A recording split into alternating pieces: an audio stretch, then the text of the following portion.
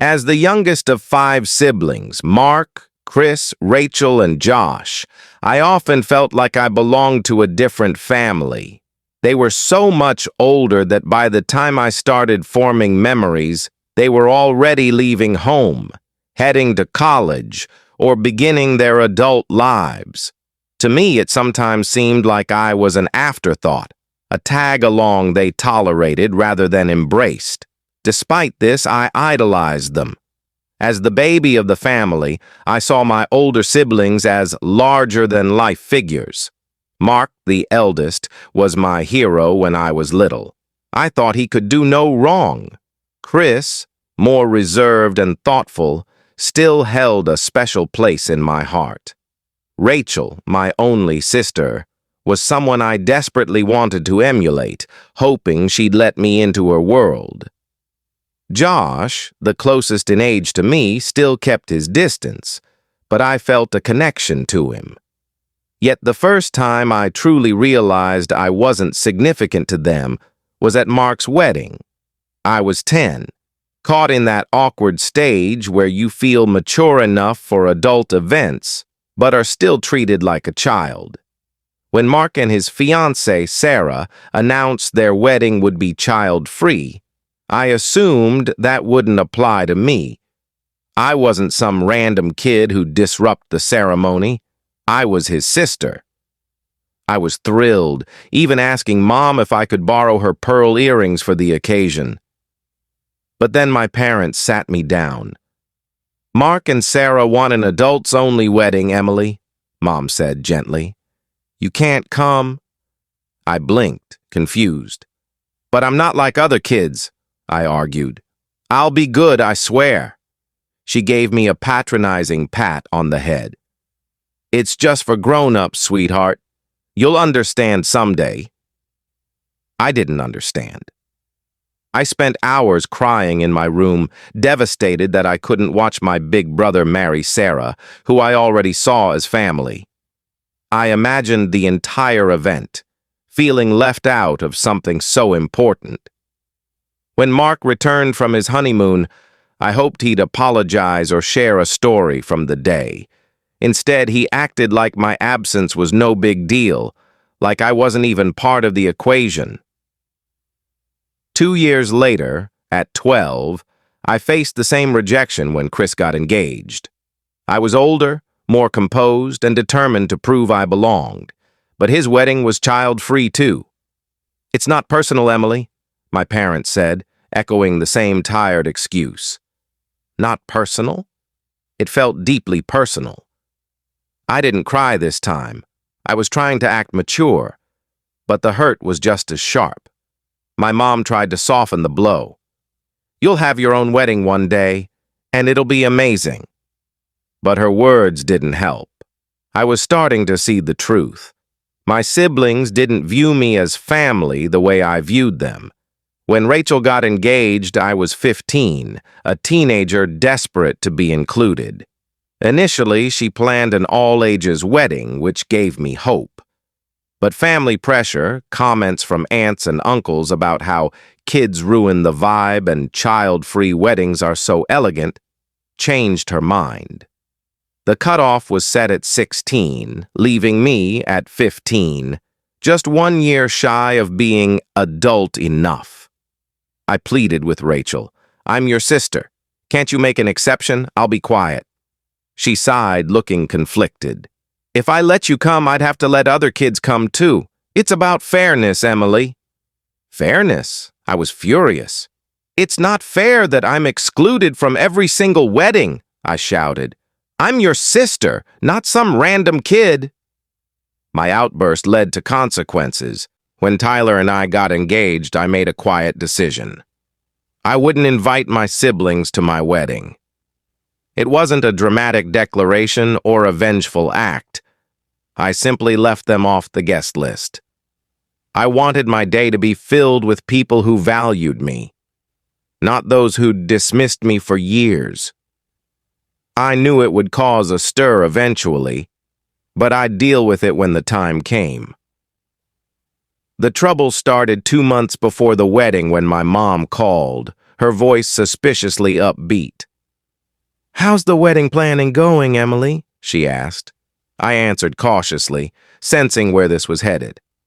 "Good, almost done." "Your siblings haven't gotten their invitations yet," she said, her tone shifting. "Did you send them?" I took a deep breath. "Mom, I didn't invite them." The silence was deafening. Then came the outburst. "What? How could you not invite your own family? What's wrong with you?" "They didn't invite me to their weddings, Mom," I said calmly. "Not one of them. So I'm not inviting them to mine. It's fair." She gasped like I'd committed a crime. "That was different. You were a kid. They didn't mean to hurt you." "Well, it hurt anyway," I snapped, "and I'm done pretending it didn't." She launched into a guilt trip about family loyalty and what people would think, but I cut her off. "This is my wedding, Mom. I'm only inviting people who care about me. They didn't, so they're not invited." She hung up, furious. The family group chat exploded soon after. Rachel sent a fake concerned message. "Hey, Em, did our invites get lost?" Chris was blunt. "What's the deal? Why aren't we invited?" I stared at my phone, tempted to unleash years of pent-up pain, but I stayed silent. They wouldn't understand. They never had. Tyler saw how quiet I was at dinner and asked what was wrong. I showed him the messages. "You don't owe them anything," he said firmly. "They made their choices." I nodded, but part of me worried. "They're going to make me the villain," I said. "Let them," Tyler replied. "You know the truth." The next day, my parents showed up at my apartment unannounced. Mom stormed in, furious. "How could you do this, Emily? Not inviting your siblings? What kind of person are you?" I stayed calm, though it wasn't easy. "They didn't think I was important enough for their weddings, so I'm not including them in mine." My dad chimed in, his voice stern. "You're being immature, holding on to grudges from years ago." That pushed me over the edge. "I was a child when they excluded me, Dad. I begged to be included, and they all said no. Don't call me immature when I was the one left out 4 times. They had no response. Mom looked like she might cry, but I wasn't falling for it. "If they cared, they would have shown it back then," I said. They left, angry and silent. Over the next few days, my siblings' messages grew nastier. Chris called me selfish. Rachel accused me of tearing the family apart. Josh just said, "Grow up, Emily." I ignored them all, bolstered by Tyler's support. "I'm proud of you for standing your ground," he told me one night, and for the first time, I felt proud too. I thought the drama would fade, but I underestimated my family. Rachel posted a vague, passive-aggressive Facebook status. "Family is everything, even when some forget what that means." Tyler laughed when I showed him. "Is she 12? He joked. But it stung, knowing my sister was publicly shading me. Then the extended family got involved. Aunts, uncles, and cousins started messaging, saying things like, "It's sad when family holds grudges," or "I thought we were better than this." Mark sent a long email preaching about forgiveness and even threw in a Bible quote. I didn't reply. Tyler's words kept me grounded. "They're not mad about the wedding. They're mad they can't control you anymore." The final straw came when my mom showed up again, uninvited, a week after the wedding. "Your siblings are devastated, Emily," she said, her voice dripping with disappointment. "This isn't how family acts. I'd had enough."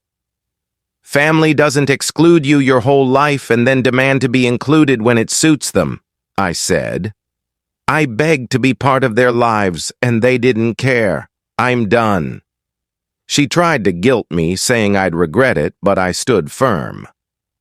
"I won't," I said, as Tyler politely asked her to leave. The wedding itself was everything I'd dreamed of. A small garden venue, twinkling lights, and a close-knit group of friends and extended family who genuinely cared about me. As I walked down the aisle toward Tyler, I felt free. Not the forgotten little sister, but a woman surrounded by love. Our vows were heartfelt, the reception full of laughter and dancing. Tyler's parents welcomed me into their family, and my best friend Jenna reminded me, "You don't need their approval. You have people who love you." Later, a cousin told me my mom and Rachel had thrown a rival dinner the night of my wedding. I laughed it off. "Let them have their pity party," I said. It only confirmed I'd made the right choice. After the wedding, the drama continued. Rachel sent a snarky text about my casual garden wedding. Extended family kept guilt-tripping me, saying my siblings were hurt. Chris texted that I'd slammed the door on Mom and wasn't the person he thought I was. I blocked them all. Tyler was right. I didn't owe them my energy. A month later, Rachel sent one last message from a new number. "You've ruined this family, Emily. I hope you're happy." I deleted it without a second thought, because I was happy. For the first time, I wasn't chasing their love or approval. I had Tyler, my friends, and a life filled with people who valued me. My siblings missed my wedding, just as they'd made me miss theirs. But that was their loss, not mine.